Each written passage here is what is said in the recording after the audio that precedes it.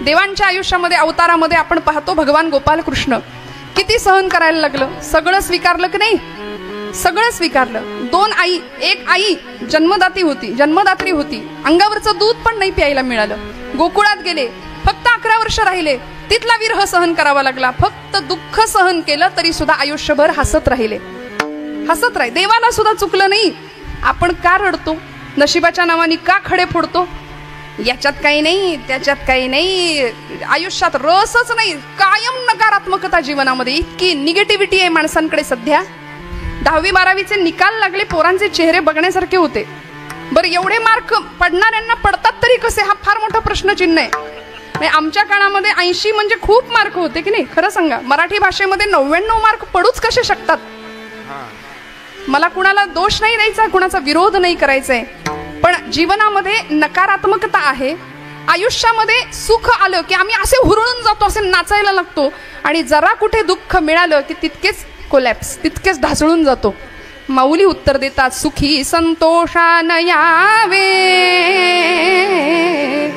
दुःखी विषादान भजावे, आणि लाभा लाभन धरावे मना माझी.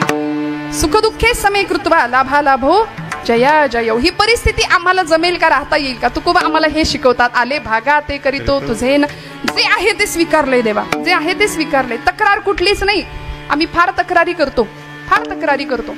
एक अत्यंत गरीब मनुष्य, तरुण होता, शिक्षण जेमतेम झालेलं होतं, पण यश नाही हाताला, पैसा नाही हातात, गरिबी अवस्थेमध्ये जीवन जगतोय. आणि मनामध्ये विचार केला की एखाद दिवशी आज आपण जरा लॉटरीचं तिकीट काढून बघूया का? काही मंडळी असं करतात नाही का? करूया म्हणाले, बघूया, नशीब आजमावूया. लागलीच लॉटरी तर लागली, आणि त्यांनी तिकीट काढलं. लॉटरीचं काढलं, खिशात ठेवलं, विसरून गेला. पण ते तिकीट त्याला लागलेलं होतं, लॉटरी लागलेली होती. 1 कोटीची लॉटरी होती. जाऊ दे, मला बोलायला काय जाते. लागली, एवढी मोठी लॉटरी लागली, आणि उन्हाचा तडाखा लागला. रस्त्याने चालत होता, खरं तर विसरून गेला तो की आपल्याकडे तिकीट आहे. चालत असताना त्याला ऊन लागलं, घेरी आली, चक्कर आली, आणि तो जागेवर कोसळला, बेशुद्ध झाला. काही संवेदनशील माणसं असतात समाजामध्ये, पटकन अशा माणसांची मदत करतात. आणि काही असेही असतात की लगेच त्या प्रसंगाचे फोटो काढतात. ॲक्सिडेंट झाला तरी पहिलं सोशल मीडियावर कधीचे चित्र जाईल याची घाई असते अनेकांना, नाही का? संवेदना बोथट झाल्या. काही चांगल्या माणसांनी त्याला घेतलं, दवाखान्यात भरती केलं, डॉक्टरनी त्याला तपासलं. त्याच्या खिशामध्ये ते तिकीट डॉक्टरला सापडलं. आणि डॉक्टरना कळलं की हे तिकीट लागलेलं, 1 कोटीची लॉटरी लागली आहे पठ्ठ्याला. मग आता डॉक्टरांनी त्याला शुद्धीवर येण्याची वाट पाहिली. म्हणाले, आलाय शुद्धीवर, आता एकदम धक्का नको द्यायला, कारण माणसाला दुःख तर नाही पचत, पण सुखाचा धक्का सुद्धा पचत नाही. एकदम सुख माणसाला नको असतं, पचतच नाही हो, आम्ही हुरळून जातो. मग अशा स्थितीत आम्हाला न्यूट्रल राहता आलं पाहिजे. भगवान गोपालकृष्णांनी गीतेत शब्द वापरलाय, स्थितप्रज्ञ राहता आलं पाहिजे. त्या डॉक्टरांनी ठरवलं, याला हळूहळू सांगूया म्हणलं, एकदम नको सांगायला, धक्का नको बसायला. हळूहळू सांगता डॉक्टर म्हणाले, बाळा, तुला जर एक 10-20 लाख रुपये जर मिळाले तर तू काय करशील? तो म्हणाला, डॉक्टर साहेब, अहो दारिद्र्य परीक्षा घेताय, नशीब परीक्षा घेताय, दरिद्र अवस्था आहे, कुठून मिळणार आहे 10-20 लाख रुपये? तरी सुद्धा म्हणाले, मिळाली तर तू काय करशील? तो म्हणाला, एक छान गॅरेज काढीन म्हणाला, कारण माझं ITI झालंय, माझं शिक्षण झालंय, मी गॅरेज काढीन. डॉक्टर म्हणले, चांगल्या वळणावर आहे, चांगल्या ट्रॅकवर आहे विचार, हरकत नाही आता थोडासा अंक वाढवून सांगायला. तुला एक 50 लाख रुपये मिळाले तर तू काय करशील रे? तो म्हणाला, मग रोज हात काळे कशाला करत बसू, मी शोरूम टाकेन म्हटलं, मस्तपैकी AC रूम मध्ये बसेन, माझ्या हाताखाली 4 माणसं कामाला ठेवीन आणि गाड्या विकेन, कशाला हात काळे करू. डॉक्टर म्हणले, एकदम करेक्ट मार्गावर आहे, अजिबात वाईट विचार करत नाहीये, मिळालेल्या पैशाचा योग्य विनियोग करेल हा. आता म्हणाले, सांगायला हरकत नाही, तुला 1 कोटी मिळाले तर काय करशील? याला इतका आनंद झाला, तो म्हणाला, डॉक्टर साहेब, मिळणार नाहीत हे मला माहिती आहे, पण जर तुम्ही म्हणताय मग मिळालेच तर मी त्यातले अर्धे तुम्हाला देईन. डॉक्टर बेशुद्ध. विठ्ठल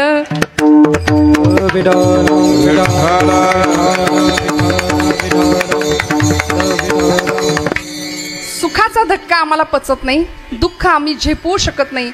देवतांच्या आयुष्यामध्ये, संतांच्या आणि महापुरुषांच्या आयुष्यामध्ये हे सगळं त्यांनी स्वीकारलं. आले भागा ते करीतो तुझे नाम उच्चारितो. अधिष्ठान भगवंताचं पक्क ठेवलं समोर. प्रभू रामचंद्रांच्या बाबतीमध्ये आज दशरथ राजांनी सांगावं की उद्या तुझा राज्याभिषेक आहे, गादीवर बसायचंय. काही वेळ निघून जातो, मध्ये कैकेयी मातेशी राजाचा संवाद होतो दशरथ राजांचा आणि वचनांची आठवण करून दिली जाते. तेव्हा तेच दशरथ राजे प्रभूंना सांगतात की आता राज्यपद नाही, आता वल्कल परिधान करायचे आणि वनवासाला जायचं. म्हणले चालेल. राजा गादीवर बसायचं होतं तेव्हाही शांतपणे हसले, चालेल. वनवासाला जायचे, चालेल म्हणाले. आजचा राम असता तर, आजचं कुणी एखादा असतं तर थैथैट केला असतं की नाही. सगळं गादीसाठीच तर चाललंय सध्या, सत्तेसाठीच तर चाललंय सध्या. आत्ता मला राज्याभिषेक उद्या होणार आहे, मला वनवासाला पाठवता म्हणून भांडला असतं की नाही आजचा राम. पण नाही हो, म्हणून ते राम आहेत, म्हणून ते प्रभू रामचंद्र आहेत. स्वीकारलं, सगळं स्वीकारलं. गोपालकृष्णांना सुद्धा गांधारी मातेनी शेवटी शाप दिला होता. म्हणाले माझा निर्वंश केलास ना कौरवांचा, तू सुद्धा यादवांचा निर्वंश झालेला डोळ्यासमोर पाहशील कृष्णा. भगवंत म्हणले आय एक्सेप्ट इट, मी स्वीकारतो तुझा शाप सुद्धा माते, मी आशीर्वाद म्हणून स्वीकारतो. सगळं स्वीकारलं. प्रभू रामचंद्र वनवासात जाताना सीतेचा निरोप घ्यायला आले होते. सीतामाईंना म्हटले आता मी जातोय. जनक राजांनी सीतामाईंना निरोप पाठवला होता, माहेरी येऊन राहा, काही जाऊ नको वनवासात. आताची सीता गेली असती की नाही पटकन बॅग भरून, कुठं वनवास पत्करू यांच्याबरोबर, कुठे 14 वर्ष फिरत राहू जंगलात रानावनात, गेली असती की नाही खरं सांगा. पण सीतामाई काय म्हणतात माहितीये, प्रभू समोर आलेत, निरोप मागतायत. निरोप कसला माझा घेता, देवा माझा निरोप आपण का मागता. निरोप कसला माझा घेता, जेथे राघव तेथे सीता, जेथे राघव तेथे सीता, जेथे राघव तेथे सीता, जेथे राघव तेथे सीता. देवा निरोप नाही, मी येणार तुमच्या मागे. आणि विलक्षण पद्धतीने सीतामाईंचा त्याग सहन केलाय. आले भागा ते करीतो तुझे नाम उच्चारितो. अनेकांनी हा त्याग सहन केला, हे भाग्य स्वीकारलं. संतांच्या बाबतीतही तेच आहे, साधू संतांच्या महापुरुषांच्या बाबतीतही तेच आहे. आज ज्या राजांची आठवण आपल्याला करायचंय त्या राजांच्या बाबतीत सुद्धा तेच घडलं बरं का. सगळं स्वीकारलं की नाही. यवनी पातशाह्यांची आक्रमण होत होती महाराष्ट्राच्या छाताडावर. ही सगळी मुसलमानी सत्ता अक्षरशः थैथयाट करत होती. स्त्रीच्या कपाळावरचं कुंकू सुरक्षित राहतंय की नाही याची सुद्धा खात्री नव्हती. तरुणांचा पराक्रम, वृद्धांचं जीवन काही सुरक्षित नव्हतं. आमच्या डोळ्यासमोर आपल्या घरातल्या बाया बापड्यांना उचलून नेलं जात होतं. समर्थ म्हणतात, कित्येक ब्राह्मणी गुजरणी भ्रष्टविल्या, किती एक देशांतरा त्या विकिल्या, किती एक हाल होवोनी मेल्या. ठाऊक नाही, इतका विलक्षण काळ महाराष्ट्राच्या मातीने अनुभवला होता. पण या काळामध्ये जिजाऊ मातोश्रींच्या संस्कारांनी संपन्न झालेला एक महात्मा, आपल्या दीर्घ राजकारणाचा अनुभव जिजा मातोश्री त्यांना देतात. एका पाठीमागं एक स्वराज्यावर आलेली सगळी संकट पेलली, स्वीकारली, सहन केली. आले भागा ते करीतो, स्वीकारलं. पण अधिष्ठान होतं शंभू महादेवांचं, अधिष्ठान होतं तुळजाभवानीचं. असं नाही म्हणाले मी माझ्या जोरावर करेन, माझ्या जीवावर करेन, नाही. बरं, छत्रपती शिवाजी महाराज कुठून तरी अवकाशातनं टपकले, असं काहीतरी लाईट आला भवानी मातेच्या हातातनं प्रगट झाले, असं काही झालंय का? नाही. प्रचंड कष्टातनं जिजाऊ माऊलींनी राजांना घडवलं आणि असे राजे घडले. भवानी मातेचं अधिष्ठान आपल्या तलवारीला सुद्धा होतं, म्हणून भवानी तलवार राजांच्या हातात असायची, तळपत होती. त्या आई जगदंबेचं अधिष्ठान समोर होतं. गळ्यामध्ये 64 कवड्यांची माळ घालत होते आणि नुसते घालत नव्हते, भुत्या होऊन हातात पोत घेऊन नाचत सुद्धा होते राजे. संचार व्हायचा देवीचा. शंभू महादेवाचं अधिष्ठान होतं. रोहिडेश्वराच्या, रायरेश्वराच्या समोर 150 मावळ्यांच्या धारुषण रक्ताचा अभिषेक शिवशंभू महादेवाच्या पिंडीवरती केला आणि राजांनी सांगावं, महादेवा, शंभू महादेवा, आता हा पहिला आणि शेवटचा अभिषेक माझ्या रक्ताचा, इथून पुढे शत्रूचं रक्त तुझ्यावरती सांडू, तुझे नाम उच्चारितो. तुझ्या आयुष्यामध्ये स्मशानेश्वा क्रीडा हे भाग्य आलं ना, आम्हालाही ते विष पचवण्याचं सामर्थ्य दे भगवंता. हे मागणं होतं राजांचं. आणि या सगळ्या त्यागातनं काय निर्माण झालं हो? 350 वर्षापूर्वी गुलामीचा अंधकार सगळ्या महाराष्ट्राने सहन केला. पण मग मात्र अनेकांच्या बलिदानाने, अनेकांच्या रक्ताने असं साम्राज्य स्थापन झालं. शतकांच्या यज्ञातून उठली एक केशरी ज्वाला, रायगडावर 32 मण सोन्याचं सिंहासन सजलं होतं. 32 मण सोन्याचं सिंहासन सजलं. इंग्रज, पोर्तुगीज, डच, फ्रेंच सगळीच मंडळी आली, माना झुकवायला लागली राजांच्या गादीसमोर, सिंहासनासमोर. एक एक एक एक पाऊल टाकत टाकत टाकत पायघड्या पडत होत्या. त्या प्रत्येक पाकळीमध्ये, त्या प्रत्येक पाकळीमध्ये राजांना दिसत होते बाजीप्रभू पावनखिंडीत संपलेले. गड आला पण सिंह गेला हा इतिहास गाजवलेले तानाजी मालुसरे दिसत होते. आपले वडील शहाजीराजे भोसले दिसत होते. निश्चयाचा महामेरू, अखंड स्थितीचा निर्धारू, बहुता जनांचे आधारू, श्रीमंत योगी हे ज्यांचं वर्णन केलं समर्थांनी, असे राजे पाऊल टाकत टाकत टाकत सिंहासनावर बसले आणि खऱ्या अर्थी महाराष्ट्राने नवे जगाने अरुणोदय झालेला पाहिला.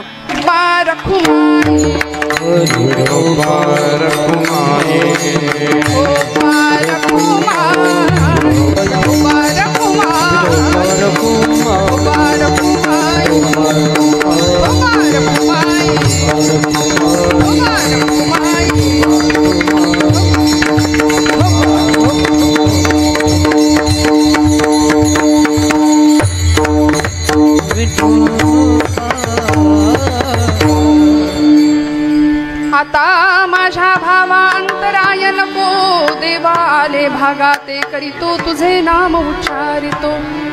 दृढ माझे मन येथे राखावे बांधून, आले भागाते करीतो तुझे नाम उच्चारितो.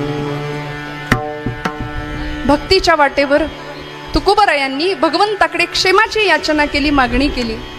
तुम्ही आम्ही सुद्धा सगुण उपासना करत असू, निर्गुण उपासना करत असू, प्रत्येक उपासनेमध्ये भगवंताच्या जवळ राहता आलं पाहिजे. आणि आम्ही प्रापंचिक आहोत, साधी भोळी माणसं आहे. परमार्थात लक्ष लागतंच पूर्ण वेळ असं काही नाही. आम्ही आमच्या सवडीने करतो. घरातली कामं करता करता जमलं तर समोर सिरियल चालू लागते आम्हाला, हातात माळ असली तरी. असा रामकृष्ण हरी जप आमचा चालतो, जमेल तसं. आम्ही ध्यानाला बसलो तरी लोक म्हणतात काय ध्यान बसलंय. असा अध्यात्म, सवडीचा अध्यात्म आम्ही करतो, आम्हाला जमेल तसं. भगवंताला आवडेल असं काही नाही.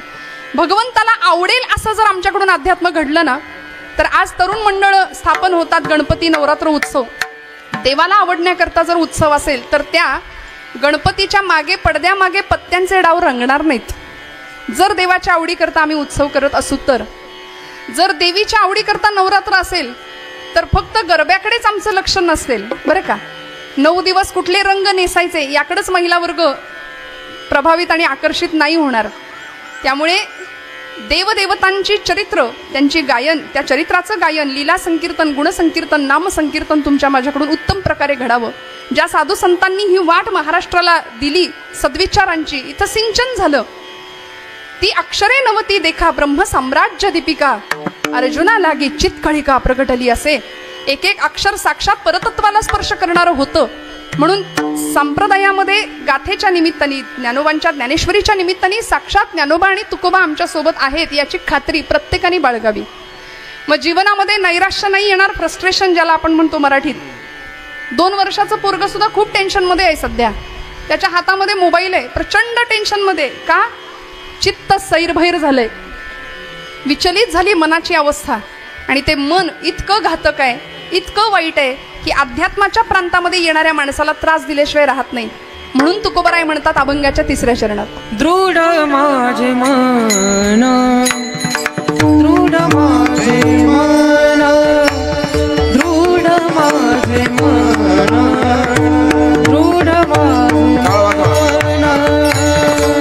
दृढ माझे मन,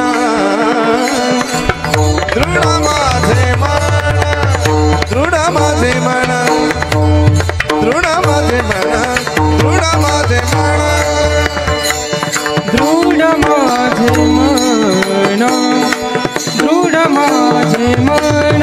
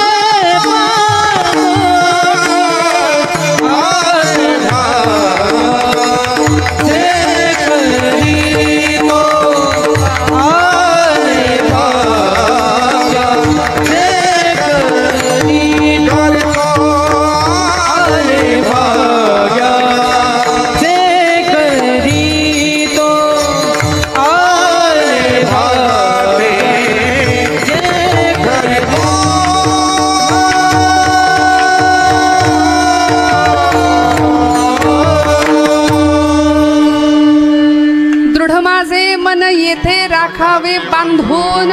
महाराज भगवंताला सांगतात की माझं मन फार वाईट आहे, चंचल आहे, हट्टी आहे, दुराग्रही आहे, ऐकतच नाही.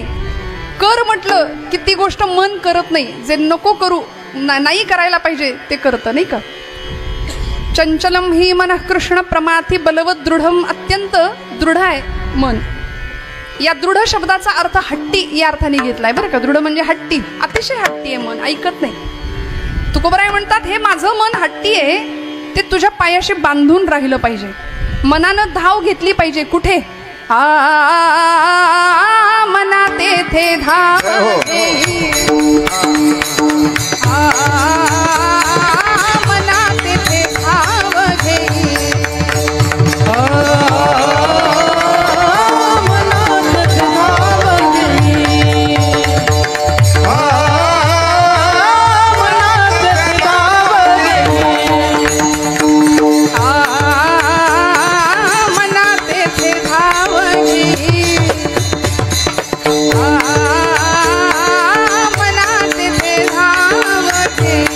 येथे नाही. मनात ते धाव घेई, मनात ते धाव घेई, मना तेथे धाव घेई, राही विठोबाचे पायी, मना तेथे धाव घेई, राही विठोबाचे पायी. डोळे तुम्ही झाले सुख, डोळे तुम्ही घाले सुख, डोळे तुम्ही घाले सुख, डोळे तुम्ही घाले सुख, घ्यारे सुख, अरे सुख. घ्यारे सुख. मना तेथे धाव घेई. मन कुठे धावलं पाहिजे? मन कुठे धावलं पाहिजे? मन सगळीकडे धावतं, प्रपंचात धावतं, संसारामध्ये धावतं, पण देवाच्या चरणाजवळ धावलं पाहिजे. दृढ माझे मन येथे राखावे बांधून. तुकोबरायांना माहिती होतं सैराट मन आहे, सगळीकडे धावतं, वेड्यासारखं पळतं. त्या मनाला बांधण्याची गरज आहे, म्हणून तो क्षेम टिकवून राहावा, वर्धिष्णू व्हावा, याकरता माझं मन तुझ्या चरणाजवळ राहिलं पाहिजे. आणि आता इथून पुढे भगवंता, या भक्तीच्या वाटेवर कितीही काटे आले, कितीही फाटे फुटले, तरी आम्हाला त्याची पर्वा नाही, कारण या सगळ्याची काळजी घेणारा तू आहेस. आता माझ्या या भक्तीच्या प्रवासामध्ये मी अशा अवस्थेला जाऊन पोहोचलो, एकेकाळी नलगे मुक्ती धनसंपदा संत संग देई सदा असं म्हणणारा मी आता तुका म्हणे मुक्ती परिणिली नोवरी, आता दिवस चार खेळी मिळी, या अवस्थेला पोहोचलो. साधकावस्थेतून सिद्धावस्थेपर्यंतचा प्रवास सफल झाला, संपूर्ण झाला. त्यामुळे आता या वाटेमध्ये कुठल्याही प्रकारचे फाटे फुटू देऊ नको. अभंगाचं शेवटचं शब्द. तुका म्हणे वाटे, तुका म्हणे वाटे, तुका म्हणे वाटे, तुका म्हणे वाटे. श्री हरी, श्री हरी.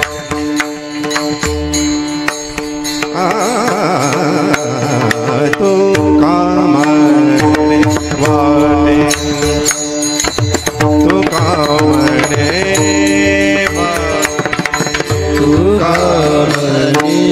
वाटे, तुका म्हणे वाटे. नभा फुटो देऊ फाटे, नभा फुटो देऊ फाटे, आले भगते करितो, आले भगते करितो तुझे नाम नाम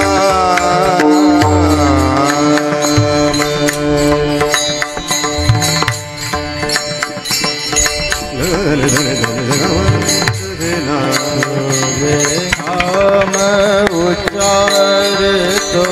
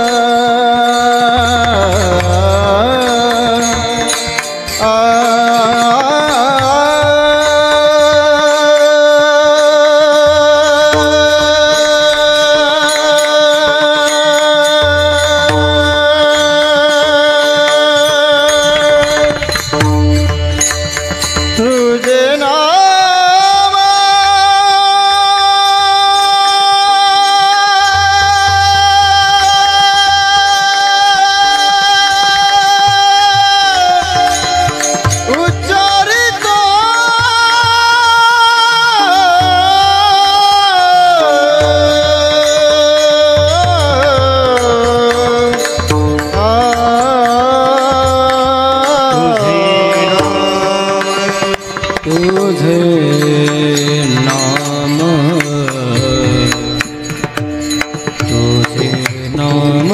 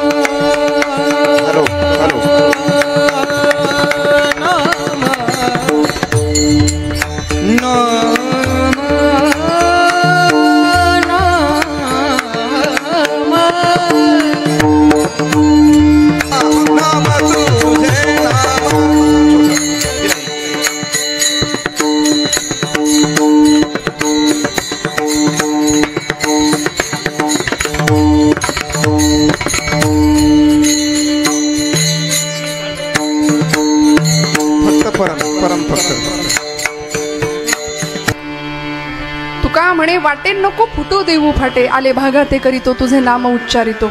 अध्यात्म असू दे व्यवहार असू दे दोन्हीही प्रांतामध्ये विना तक्रार आमच्याकडून कर्म घडावं. श्रोते हो, सगळ्यात महत्त्वाची गोष्ट आपली वेळ कीर्तनाची संपलेली आहे, मला त्याची जाणीव आहे.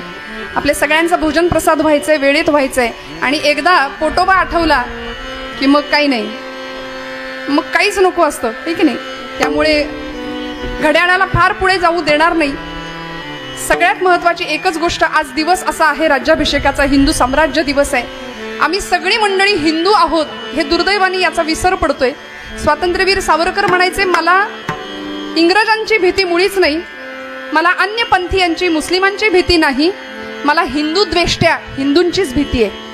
हिंदूंचा द्वेष करणारी हिंदू माणसं आहेत ना, त्यांचीच मला भीती आहे. कारण आमचा हिंदू धर्म पतित होण्याची कारणं आणि ती आमचीच आहेत बरं, आम्हीच त्याला कारण आहोत.